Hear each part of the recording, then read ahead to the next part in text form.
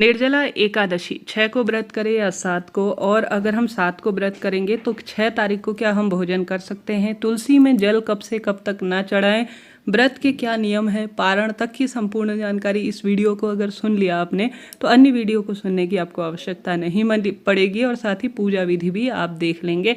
अंत तक बने रहिएगा। एकादशी तिथि जो यह निर्जला है, यह साल की सबसे बड़ी एकादशी है। किसी कारण से अगर आप एकादशी के व्रत नियमों को नहीं कर पाते हैं तो मात्र इस एकादशी को आप कर लेंगे तो इसे भीमसेन एकादशी भी कहा जाता है। संपूर्ण साल की एकादशियों का सुख आपको स्वतः ही मिल जाएगा। ऐसे में अगर आप 6 तारीख को व्रत कर रहे हैं या 7 तारीख को कर रहे हैं, परंतु एकादशी के तिथि के नियम जो है वह आपको जरूर पता होने चाहिए। साल की सबसे बड़ी एकादशी इसे ऐसे ही नहीं कहा जाता। व्रत करें या ना करें, इन कार्यों को आपको जरूर करना है। निर्जला एकादशी व्रत कब से शुरू हो रहा है सुनिएगा। 6 जून 2025 की सुबह 2:15 से एकादशी तिथि प्रारंभ होगी। एकादशी तिथि समाप्त होगी 7 जून 2025 सुबह 4:47 के आसपास। ऐसे में एकादशी तिथि जब से शुरू हो, रात्रि से ही शुरू है, तो 6 तारीख की दिन भर में आप अच्छी तरह से तुलसी में जल दे दीजिएगा। आप सब जानते होंगे 6 तारीख को पूरे दिन भर में, रात्रि भर में तुलसी माता में जल नहीं चढ़ाया जाएगा। एकादशी जब से शुरू हो और एकादशी समापन तक तुलसी में न तो जल चढ़ाइएगा, न तुलसी को स्पर्श कीजिएगा। खाली दीप दान आप करें। तुलसी के समक्ष जो है पाठ इत्यादि आप कर सकते हैं, परंतु तुलसी पत्र एकादशी शुरू होने से पहले पहले तोड़ कर आप रख लीजिए। तुलसी कभी बासी नहीं होती है। अब चावल कब से कब तक छोड़ने हैं। चावल एकादशी तिथि जब से शुरू होगी और समापन तक आपको स्पर्श भी नहीं करना है। श्री नारायण की पूजा में उसके स्थान पर आप तिल का प्रयोग करें, गेहूं का प्रयोग करें, मूंग का प्रयोग करें, परंतु चावल को न तो आप स्पर्श करेंगे और न ही इसे ग्रहण करेंगे। इस चीज़ का आप ध्यान रखिएगा, तभी आपका व्रत उपवास सफल होगा।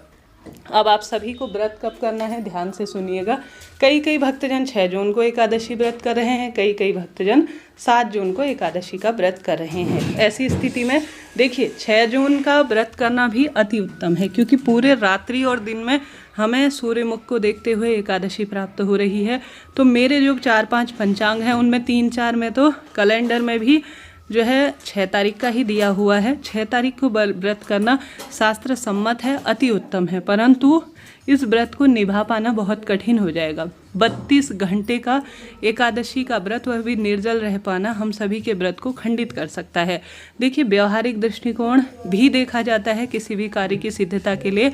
हम अन्य शास्त्रीय विधि विधान तो देखते ही हैं, परंतु हमें व्यवहारिक दृष्टिकोण भी जरूर करना चाहिए। 6 तारीख को आप व्रत करते हैं तो अति उत्तम है, परंतु आप इस व्रत को कठिन रूप में निभा पाएंगे। जल्दी आपसे यह निभेगा नहीं व्रत, क्योंकि पारण का समय जो भक्तजन 6 तारीख को व्रत कर रहे हैं वह 7 तारीख को व्रत का पारण कब करेंगे, दोपहर में। व्रत पारण का जो समय है 7 तारीख को वह 1:44 से 4:31 तक हो रहा है। इससे पहले हरिवासर होगा और द्वादशी तिथि का भी समय देखा जाता है। तो नियमों का ध्यान रखें, तभी एकादशी व्रत आपका सफल होगा। तो 6 तारीख को भी उदया तिथि को मान्यता करते हुए आप एकादशी व्रत कर सकते हैं, परंतु इतना लंबा समय व्रत कर पाना संभव नहीं हो पाएगा। ऐसी स्थिति में अगर आप 7 तारीख का व्रत करते हैं तो यह सरल व्रत है और पूरे साल भर के संपूर्ण एकादशी का भी आपको फल मिल जाएगा। तो मेरी माने तो आप 7 तारीख का व्रत करें, क्योंकि द्वादशी मिश्रित एकादशी करना ज़्यादा सफल और श्रेष्ठ माना जाता है। तो द्वादशी वाला व्रत करने आप सोच रहे हैं तो ज़्यादा शुभ और श्रेष्ठ है, और व्रत करने में भी सफलता रहेगी। तो 7 जून को आप व्रत कीजिएगा, उत्तम फलों की प्राप्ति होगी और व्रत भी आपसे निभ जाएगा।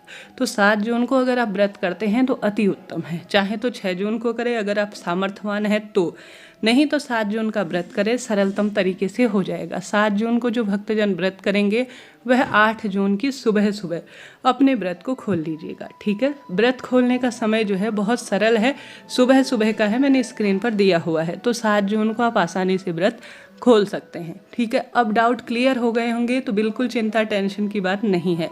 अब आप सभी को कैसे दिनचर्या रखनी है ध्यान से सुनिएगा। आपके प्रश्न आते हैं दीदी हम दातुन कर सकते हैं? बिल्कुल, बिना मुख शुद्धि के तो भगवान का नाम जाप करना सही नहीं है। ब्रश कीजिए, दातुन कीजिए, और जब दातुन करते हैं तो उसमें मुख में जल जाता है और उससे कुल्ला किया जाता है, तो कोई दोष नहीं है, आपका व्रत नहीं टूटता है। और आपसे व्रत निर्जल नहीं रहा जाता, बिल्कुल चिंता नहीं। आप 4 बजे से पहले पहले जल्दी उठें और भगवान के समक्ष कहें कि प्रभु मैं जल पी रही हूँ, अब इसके बाद मैं व्रत के नियमों का पालन करूँगी। ऐसी प्रार्थना करते हुए 4 बजे से पहले पहले आप अच्छी तरह से जल पी लीजिए, खूब पेट भर के। और पहले दिन अर्थात 10वीं तिथि पर खूब अच्छी तरह से पानी युक्त भोजन कीजिएगा। गरिष्ठ भोजन ना करें, जैसे तली भुनी चीज़ें, प्याज, लहसुन, शहद, कांसे के बर्तन में भोजन नहीं करना है, चना इत्यादि नहीं खाना है, आलू इत्यादि। यह चीज़ें जो है बहुत अधिक पानी एब्जॉर्ब करती हैं, तो आपको बहुत अधिक प्यास लगेगी। ज़्यादा से ज़्यादा तरल वस्तु जैसे दाल इत्यादि का सेवन करें, रोटी इत्यादि का सेवन करें। हल्की फुल्की चीज़ें खाएंगे तो आपको बिल्कुल भी एकादशी के दिन प्यास नहीं लगेंगे और आप जो है व्रत अच्छी तरह से कर पाएंगे। ठीक है, यह बात हो गई। अब आप सभी को जल्दी पानी पी लेना है। दातुन भी कर सकते हैं, बाल सादे पानी से धो सकते हैं। साबुन शैम्पू का प्रयोग ना करें, नहीं तो व्रत खंडित हो जाएगा, क्योंकि साबुन शैम्पू में बहुत सारे केमिकल हैं। कोई प्रश्न हो कमेंट्स में पूछ लीजिएगा, आपका अपना चैनल है।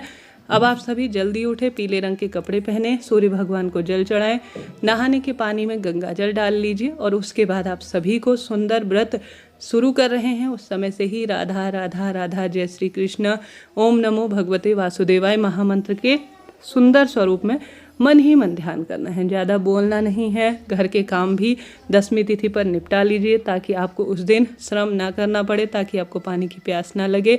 गर्मी बहुत है, पंखे के पास बैठे 2-3 बार स्नान कर सकते हैं दिन भर में, कोई दिक्कत नहीं। व्रत आसानी से हो जाएगा, भगवान जी इस व्रत को पूर्ण कर देंगे, तो आपको चिंता करने की बात ही नहीं है। तो आप सभी 10वीं तिथि पर घर की साफ़ सफाई कर लीजिए। एकादशी तिथि पर घर पर अच्छी तरह से पोछा इत्यादि नहीं लगाया जाता, डीप क्लीनिंग नहीं की जाती, क्योंकि वन्य जीव जंतु इससे जो है हमारे जो घर पर छोटे छोटे जीव होते हैं वह कहीं ना कहीं सूक्ष्म रूप से मरते हैं, तो आपका व्रत खंडित हो सकता है। किसी पेड़ की पत्ती ना टूटे, इस बात का भी आपको ध्यान रखना है।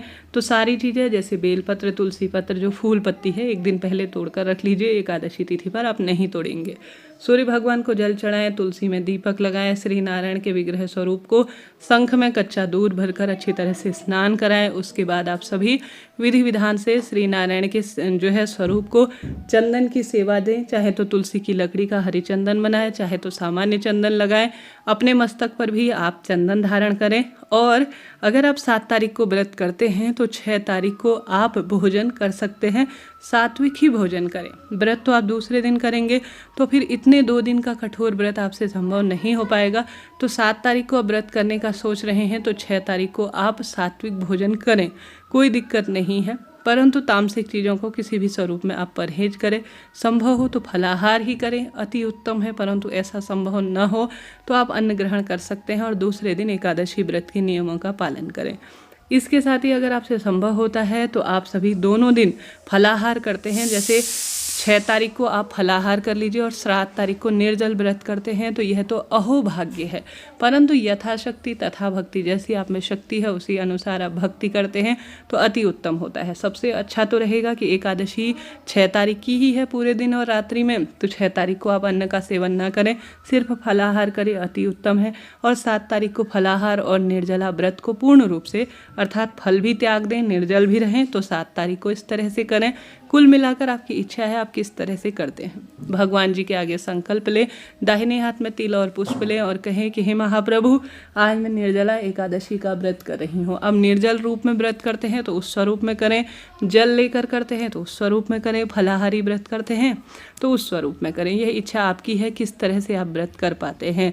देखिए, निर्जल व्रत करके अपने आप को दुख, तकलीफ, कष्ट, पीड़ा बिल्कुल भी ना दे, इस चीज़ को नोट करिएगा। अगले दिन आपकी तबीयत खराब हो जाएगी तो यह किसी भी स्वरूप में सुखद नहीं है। व्रत का संकल्प उसी स्वरूप में ले जिस तरह से आप व्रत को कर पाएंगे।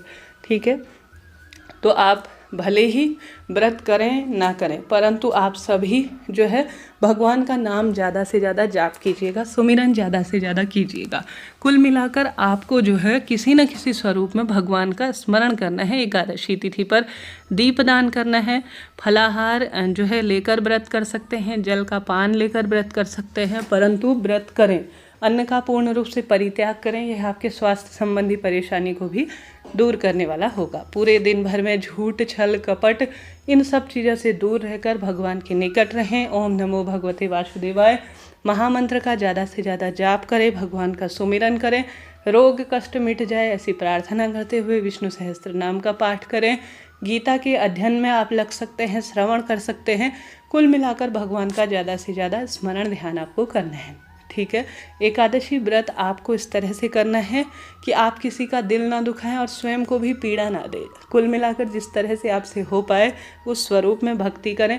भले ही पूजा का फल कम मिलेगा परंतु मिलेगा जरूर। पूरे दिन भर में आप भगवान का सुमिरन करें। एकादशी की शाम को घर के दरवाजे, घर की रसोई, तुलसी में दीपक लगाएं। उसके बाद भगवान का जाप कर कर आप जो है रात्रि जागरण कर सकते हैं, अखंड दीप लगा सकते हैं भगवान के समक्ष।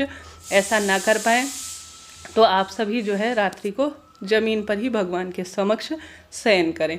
एक मिट्टी का घड़ा जिसमें आप स्वास्तिक बनाएं और उसमें रोली, चंदन, मोली आप जो है घड़े में लगाएं। कोरा घड़ा लीजिए, उसमें थोड़ा 1-2 शक्कर की बूंदें डालें, चीनी, और उसके ऊपर दक्षिणा वगैरह रखें। चीनी का एक कटोरा रखें। मौसमी फल रखकर पंडित ब्राह्मण जी को इसी दिन दान देकर आ जाए। चाहें तो द्वादशी को दान दें परंतु एकादशी को जल का दान कर दीजिए दूसरे दिन, क्योंकि यह बासी हो जाएगा। क्योंकि इस दिन जो है जल के दान की महत्वता है। अन्य चीज़ें जो है जैसे द्वादशी की सुबह ब्राह्मण भोज कराएंगे जब आप पारण करेंगे, और उस समय आप पंडित जी को सभी चीज़ें, एक समय के भोजन, वस्त्र इत्यादि के साथ सभी चीज़ें दान दे दीजिए।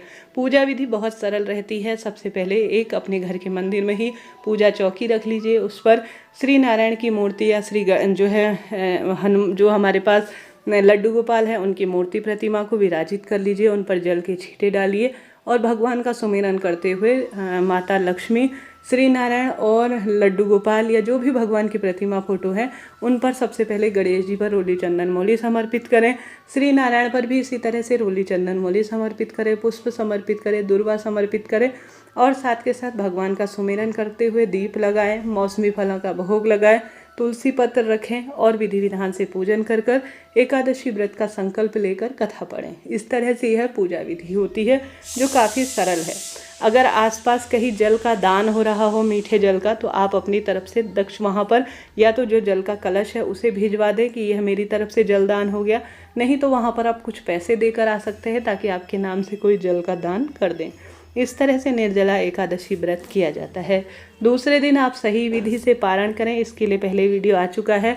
तो पारण के निश्चित समय पर ब्राह्मण देवता को भोजन कराकर, गौमाता को भोजन कराकर, गौमाता को अन्न ग्रास खिलाकर आप जो है तुलसी पूजन करने के बाद अपने व्रत को खोल सकते हैं। निर्जला एकादशी का व्रत इस तरह से किया जाता है, सरलतम तरीके से। आप इस तरह से करें, निश्चित रूप से श्री नारायण आपके जीवन में कृपा बरसाएंगे। राधे।